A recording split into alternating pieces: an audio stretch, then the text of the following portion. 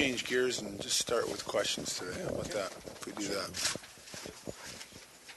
Unwinding here. Just tied up all morning. So. Well, you probably will want to talk about Michigan series in a little bit. But my question is mostly about the difference between the way you're playing now and the way you were playing against Penn State and the way they're playing, so that now this series coming up has a different look to it from maybe what had happened exactly 2 months ago.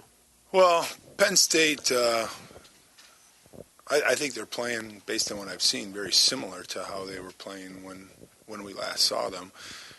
When we were out there, we were really struggling to keep the puck out of our net.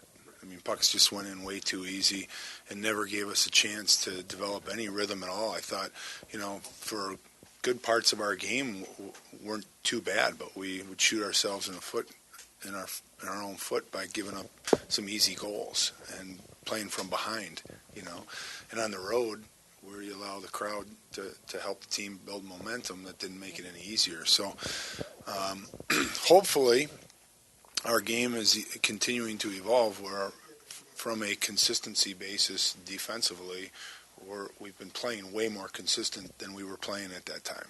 Pucks were just going in way too easy for us. So we didn't score with much regularity out there. That was an issue for us, and we've got to do a better job with that.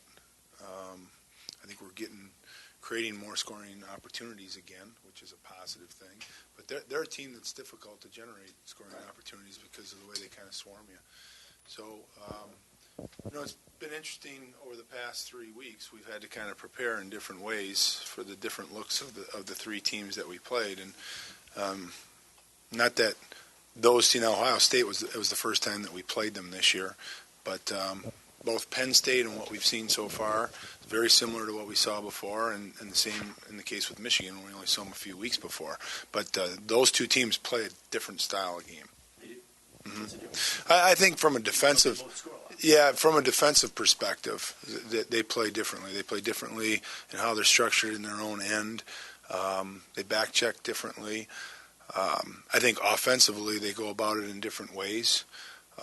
As you know, Penn State shoots from everywhere and tries to create as many shots as they can, and then tries to create chaos and rebound opportunities. But they have a good power play, and they've been very consistent in that. Their penalty kill, they've scored 10 shorthanded goals so far this season, so they really push you in that area too.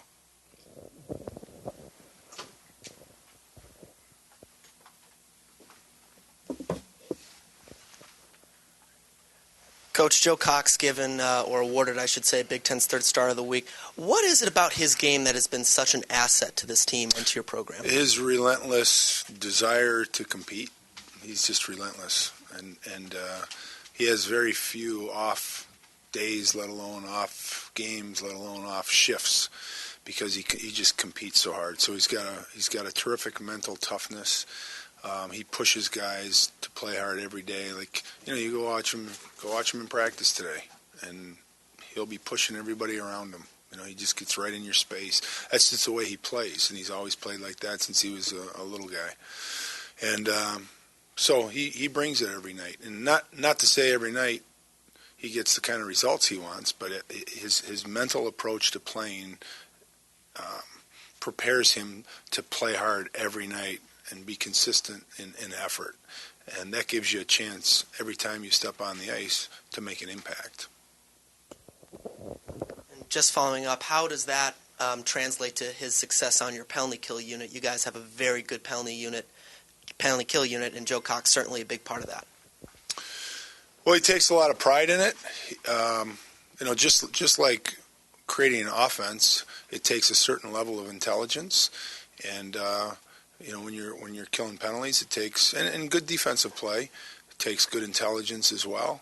And so whether it's creating good angles, being able to make good judgments in short periods of time, to be able to put pressure on or not pressure, having good stick use, being able to deflect pucks, willingness to block shots, those are all skill sets that he has that makes him effective penalty killer. But I think more than anything is mindset. like he takes great pride in it. We tell guys when you're assigned to the penalty kill, we want you to take as much pride to be assigned to that as you would if you were on the power play.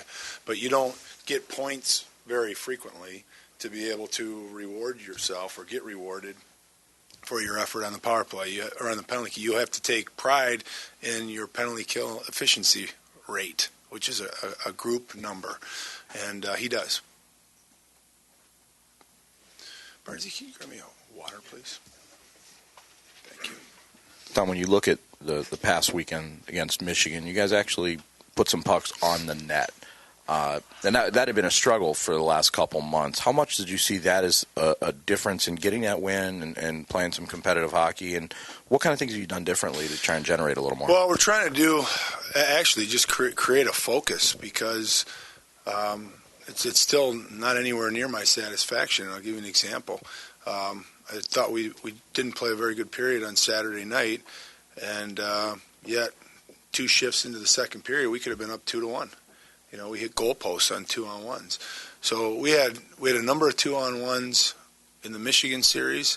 We had a number of 2-on-1s, breakaways, and 3-on-1s in the Ohio State series, none of which we've capitalized on. And you need to take advantage of those situations. Look on the opposite side. We didn't give up all that many. And yet, Mott scores on a breakaway. They had a 3-on-2 that Comfer scored on Saturday. And so you got to take advantage of those situations. And we've got to do a better job. And it starts with a mindset to get to the scoring area and think about scoring. And then it's to give yourself a chance by hitting the net. And a goal post, while it's close, that's not even a shot on goal. So we've got to do a better job of hitting the net, finishing, and going to that area thinking about scoring. Tell me, you knew Michigan would play better Saturday. Still the same? Were you disappointed that your team didn't bring more on Saturday? Yeah, yes. The answer is yes, because I thought it was lost opportunity. I thought you're coming off a really good win. You're coming home. You got a buzz in the building. You got a full house. I thought it was lost opportunity. I want people to leave here feeling good about the team.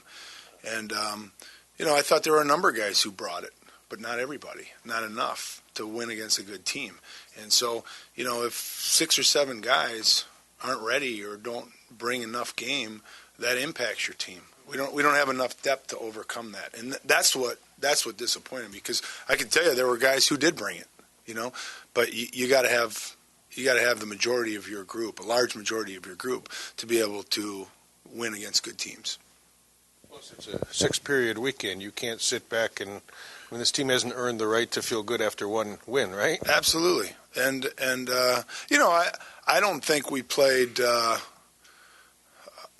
We certainly didn't play 6 good periods because that first period was poor. I thought the second period was better. I thought we gave up goals a little easy, and we didn't take advantage of opportunities that we had.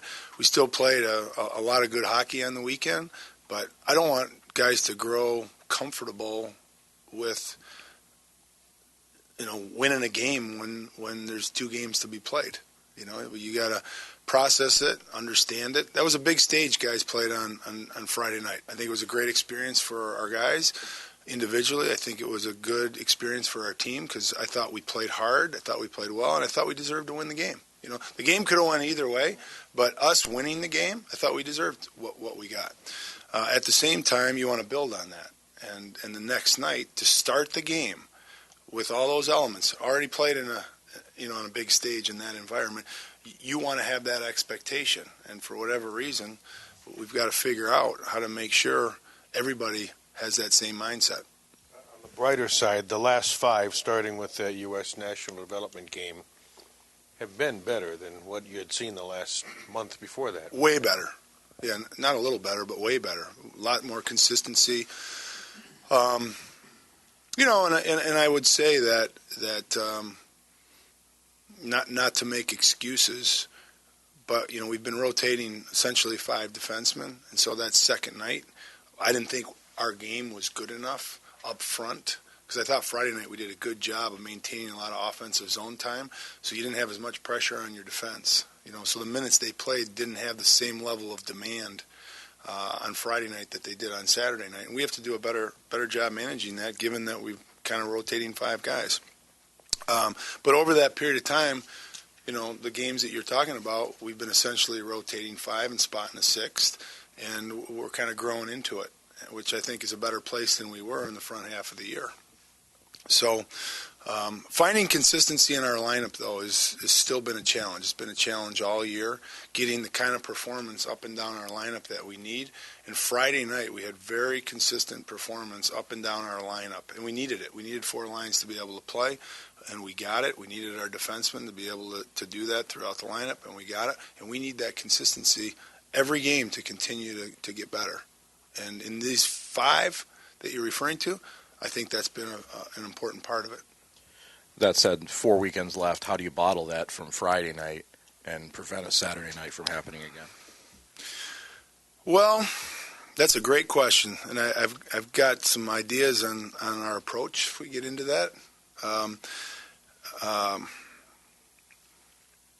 But we're going to continue to really focus just on playing one game at a time, and I think how we play within those games, knowing that it's a 6-period weekend, like we're not just playing one game. So you've got to keep that in mind in terms of minutes that guys are playing and situations you're playing them in. Who can handle the kind of minutes that you give them, and no different than probably any sports team is managing.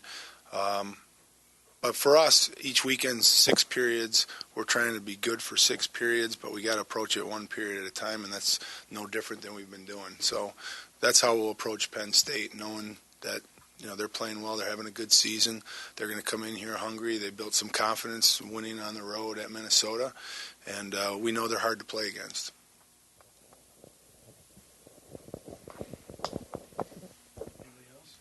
Got all these students in the room, huh? Student U, is that what? All right. Nice.